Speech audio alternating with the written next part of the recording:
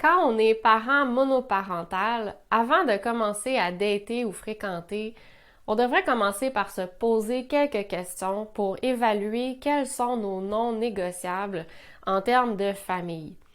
Donc, on a des petites personnes dont on est responsable et à qui il faut penser quand on commence à considérer une relation un peu plus sérieuse.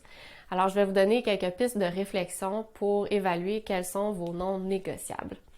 Donc, la première question à se poser, c'est combien d'enfants au total est-ce que je serais prêt à avoir dans ma famille? Donc, moi, j'en ai combien? Et lui ou elle, l'éventuel partenaire, pourrait en avoir combien pour que je puisse respecter ma capacité parentale?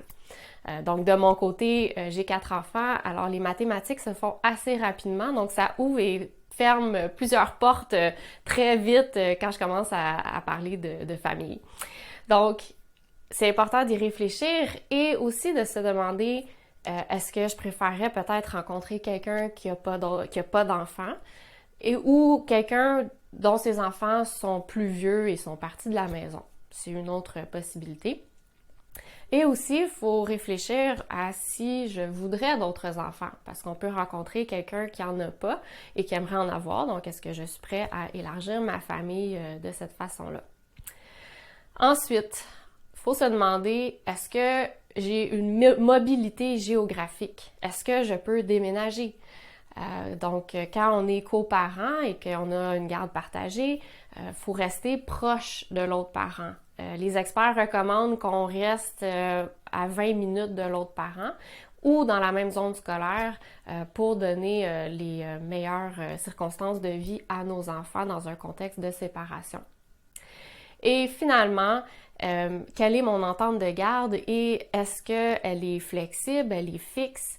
Est-ce que je veux absolument rencontrer quelqu'un que si le partenaire a des enfants aussi, dont la garde peut être ajustée? Est-ce que c'est la même garde? Est-ce que je veux une semaine sur deux, 2, 2, 5, 5, etc. Donc ça, est-ce que c'est un non négociable ou il y a une certaine flexibilité avec les autres coparents qui sont impliqués? Donc, je suis certaine qu'il y a d'autres questions qu'on peut se poser avant de commencer à fréquenter plus sérieusement dans le but d'une relation à long terme en tant que monoparental. Alors, j'aimerais avoir vos réflexions dans les commentaires.